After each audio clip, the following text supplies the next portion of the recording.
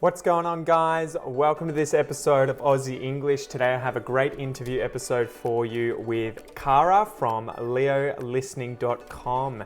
In today's episode, I think it's going to be amazing for you guys because you're going to learn how to stop using subtitles. So if you rely too heavily on subtitles at the moment, you're going to learn how you can stop relying on subtitles to understand TV shows and movies. Let's get into it.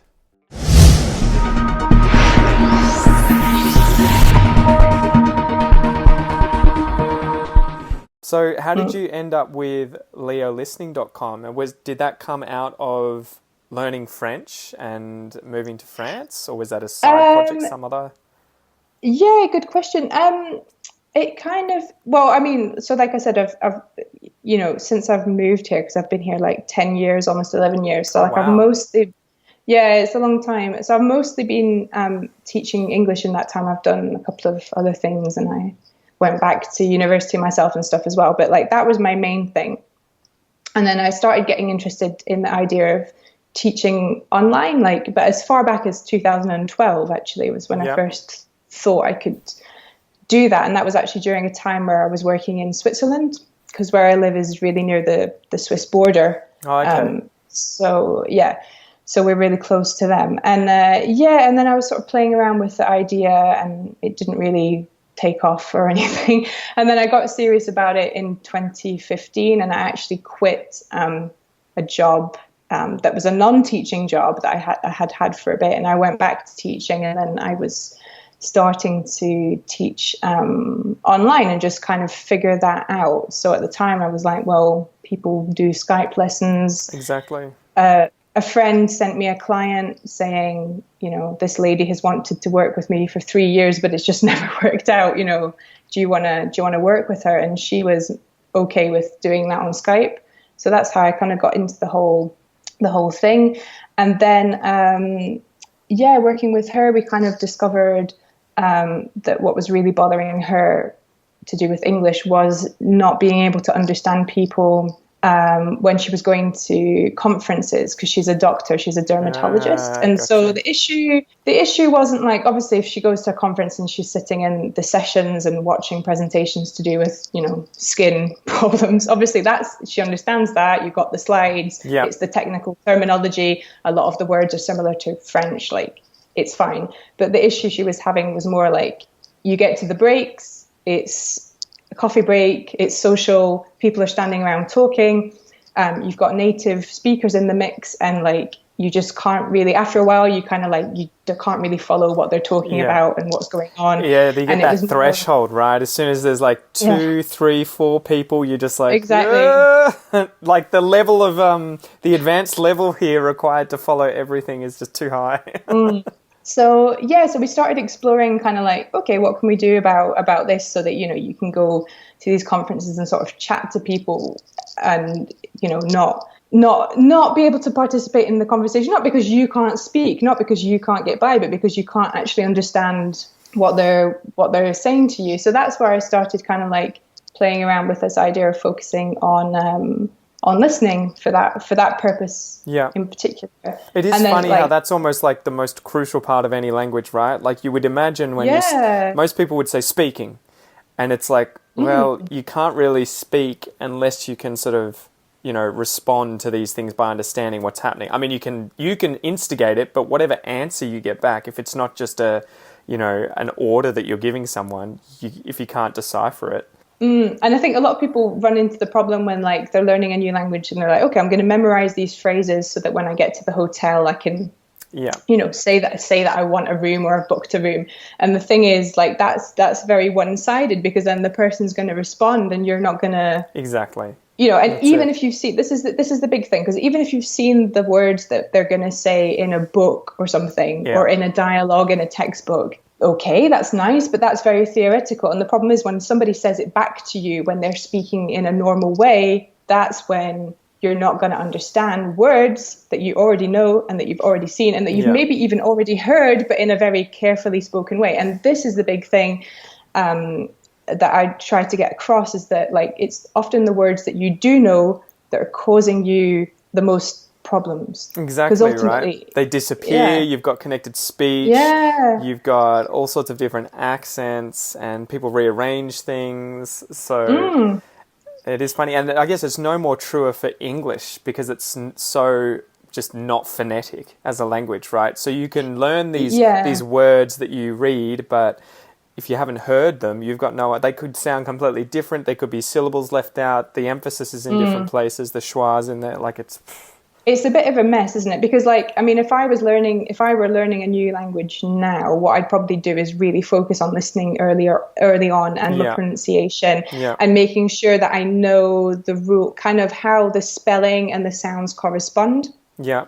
But it's true that in a language like English, there are spelling and sound correspondences. There are. That's the worst thing, I think, for English is that it makes sense. It's like 60, 70% of the time. So just enough for you to always think it makes sense. But then there are rules against rules against rules, and you end up screwed. Pretty much. So that's and I mean, Leo is in the name of the website because I actually always wanted. So my full name, without my middle names, but my name is Cara Leopold. So Leopold is it's my name. Yep. And you know what I mean? It's not like some people think it's my partner's name, but it's not. We're not married. He has a very French name that's quite difficult to pronounce. I just thought it was Leopold, your star sign. You thought it was what? Your star sign. My star sign. Oh, right, Leo. Yeah, no, mine isn't Leo. Yeah, that would be good, wouldn't it? Sort of astrological English. No, it's not my star sign. I wanted to use my surname in like the name of my website. I was looking for a way to do that, like Leo Languages or Leo, because obviously most English teachers, they put English somewhere in there, and I haven't done that. Maybe that's not so smart, but oh well. I like the way it sounds. It's working, right? Yeah, exactly, and it's quite, it stands out. It's quite unusual as a name. So like that's what I've been talking about for the last couple of years, and last year I really got more into the whole subtitle piece because I really am a big TV series fan and film fan, and I've had sort of disappointing experiences in the past of sort of like watching films in foreign languages and being like, I don't really know what's going on, or like either they were a bad choice for me because like at one point I was learning Portuguese and I had this film City of God, which was Jesus. and I'm like trying to watch this, and even when I put the subtitles on, it's like, what the hell? And it's like, so for those of you listening who don't know, this is like full of slang. They're in favelas. It's like very informal. Even when I watched that, I was just like, even with subtitles, I need to translate like every sentence. I have no idea what's going on. Yeah, you have no, and it's like, why are you doing this to yourself? You're a beginner. Go find something easier that's designed, and then worry about films, later on.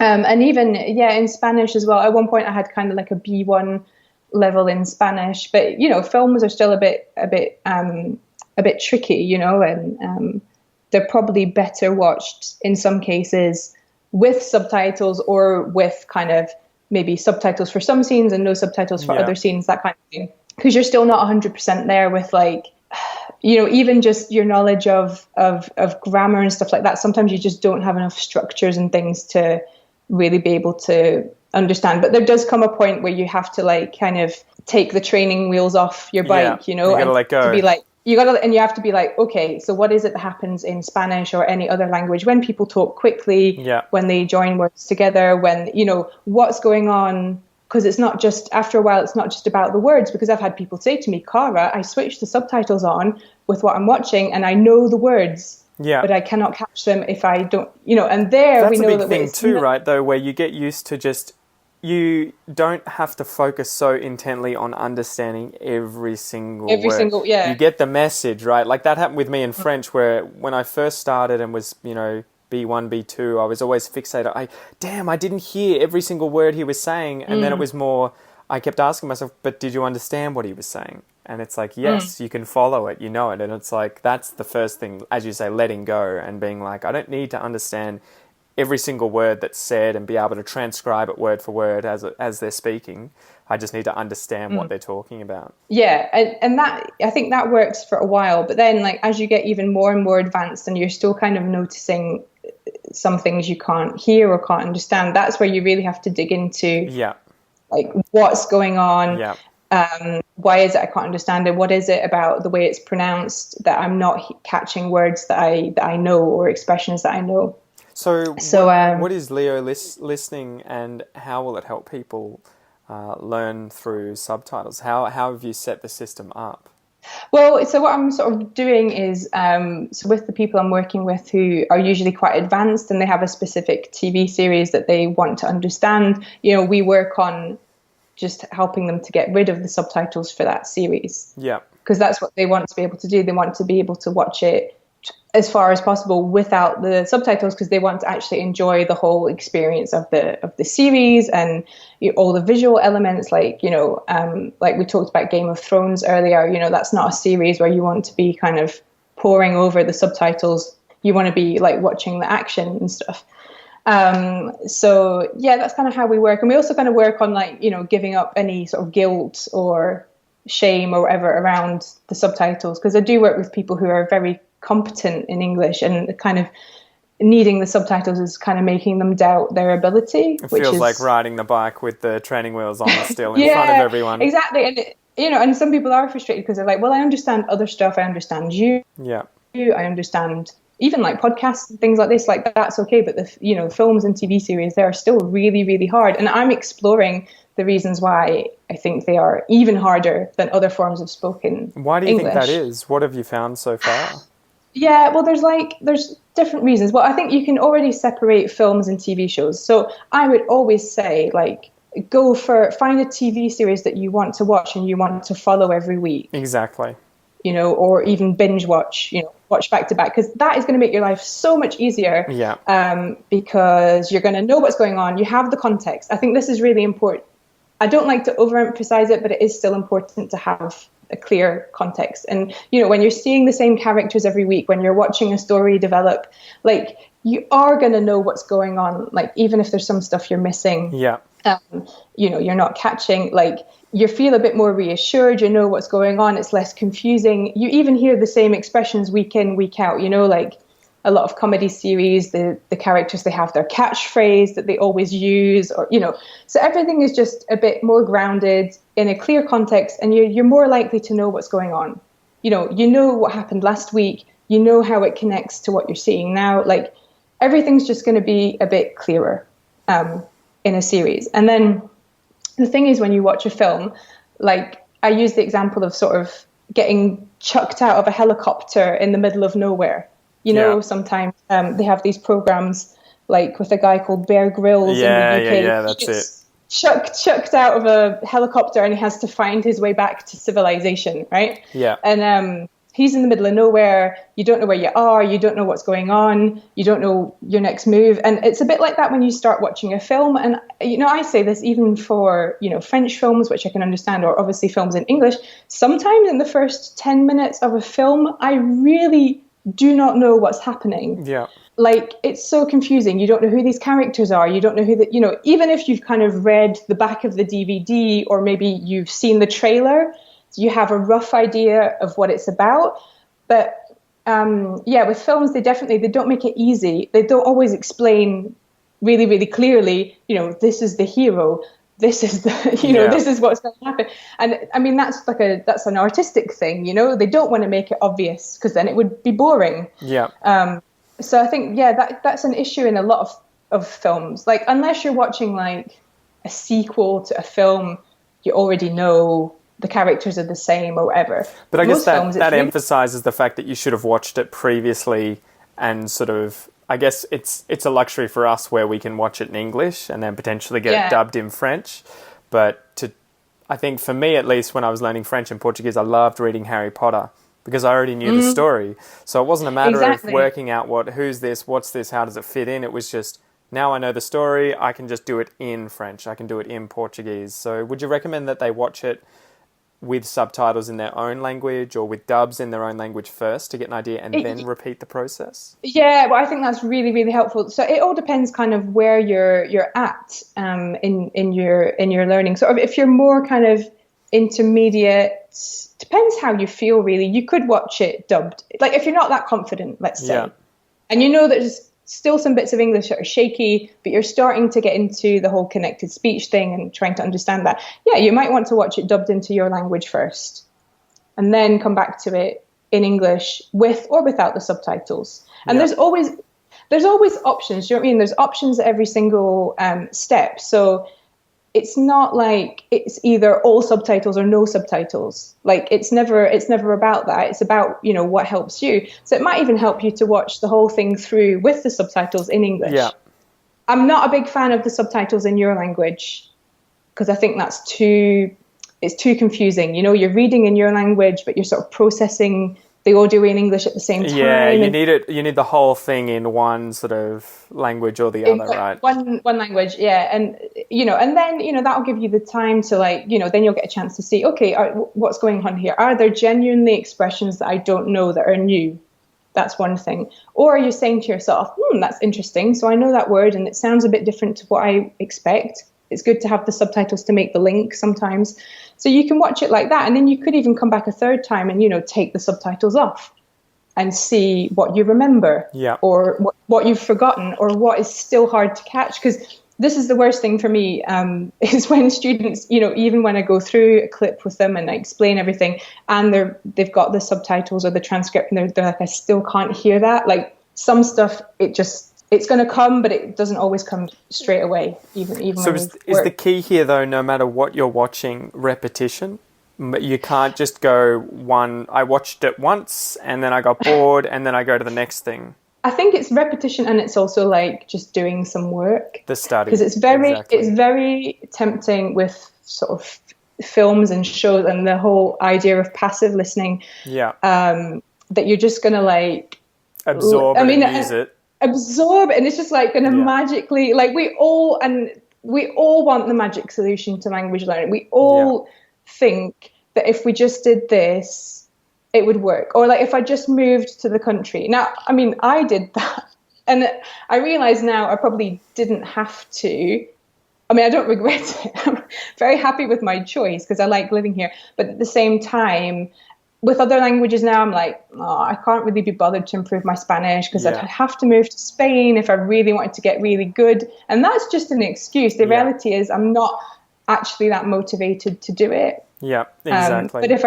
But if I wanted to have maybe not the level I've got in French, but certainly a better level in Spanish, there are ways I can do it without having to go to Spain. Well, and that's it. I did that with French. I mean, my French is a bit rusty now, but I got to a very high level from just at home. I'd been there once when I was 16. Hadn't studied for 10 years, picked it up again, and just through studying, like I was watching TV series that I liked, but actually writing down words, expressions that I didn't know, learning them, not just doing the passive thing. And that's how I really took off, I felt, because I was putting in the time, 2, 3, 4 hours a day. And amazing. I think that kind of stuff, you can do that anywhere in the world with the internet now, and it can totally dominate people who are immersed in that culture, but not exposing them to the equivalent amount of time with native speakers or what. Like there are plenty of people who don't make the most of these opportunities when they're even in the country, right? So like even for me it was difficult at first because I was teaching English. All my colleagues were English teachers, and even if they were French, their English was like way better than my French. I thought my French was quite good because I could pretty much say what I wanted to say. It's just that it wasn't very idiomatic and there were still some lingering mistakes. It's always the path of least resistance, right? But even if they don't realize, they'll just go, this is the one that we can both communicate in easier.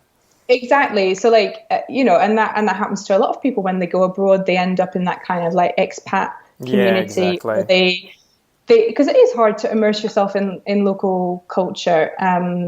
So I mean, there's absolutely no reason. And I think your example of living in Australia, where you're so just geographically isolated. Yeah. Like you can't just the nearest French-speaking country to you.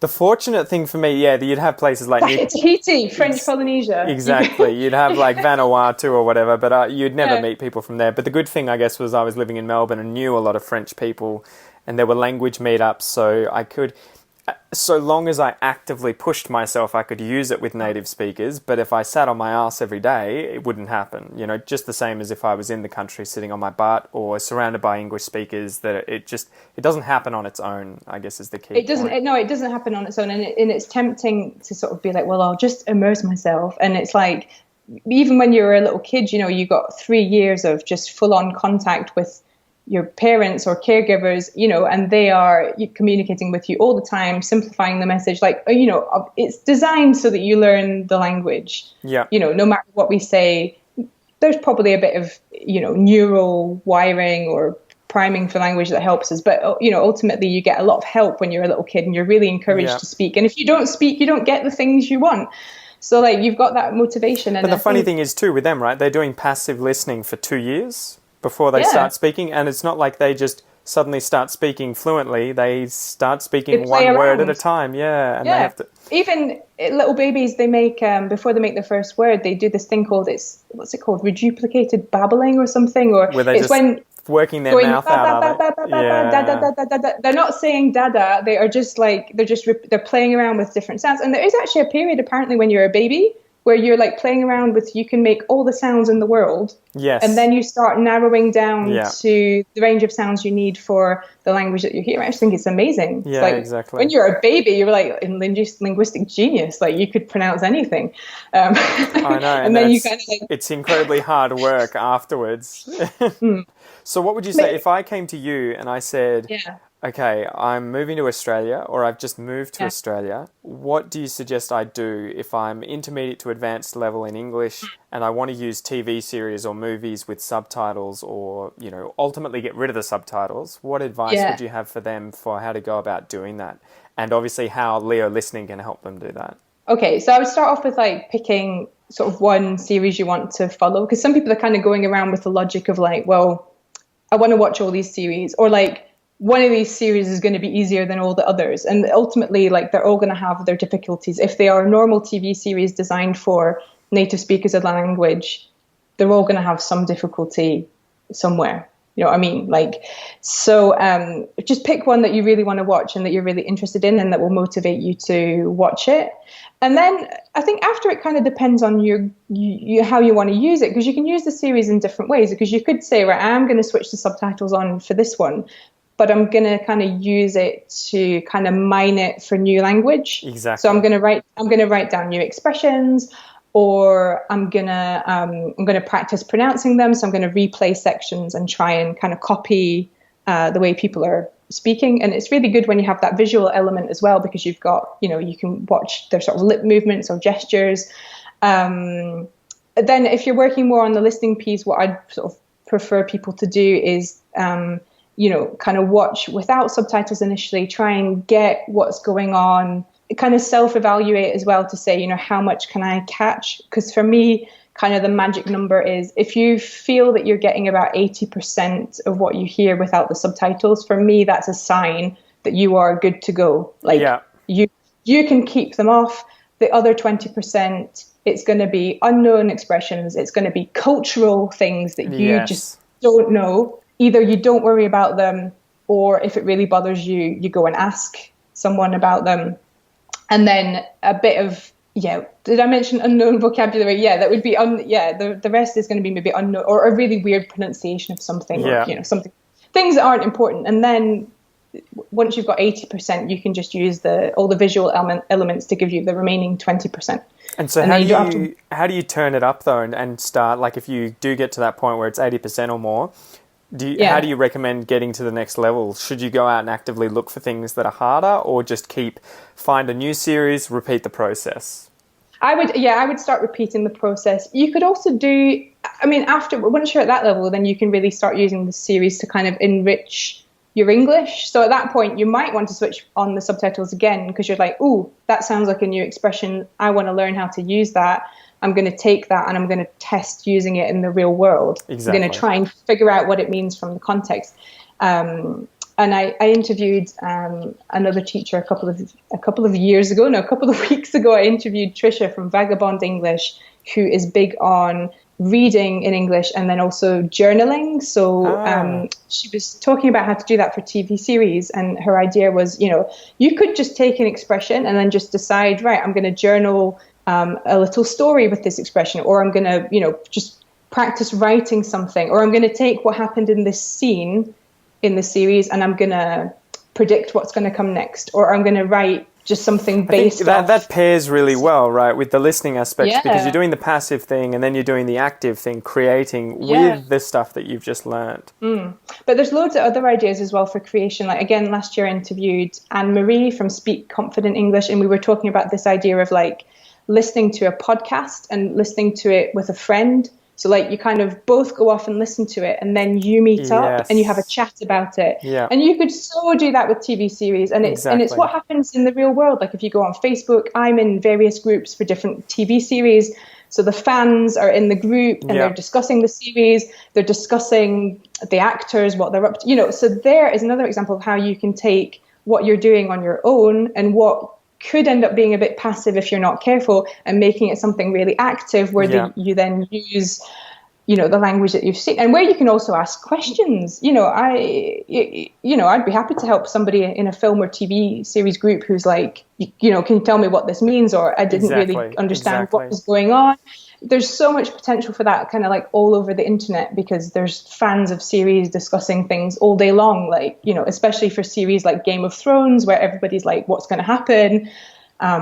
There's so much potential there for like, doing creative writing, discussing, meeting people who are fans. Like there's just so much potential. And so what length of time does this process usually take, from then going from, I guess, having doing okay, they can follow it as long as the subtitles are on there? How long does it take for them to sort of go training wheels free and remove the subtitles usually? Well, with the clients that I've worked with, we get going. The idea is we do it in 4 weeks. But I've had people that I've worked with. I had one person who, after a week, she was like, do you know what? Saturday night, I watched the series without the subtitles and I felt good.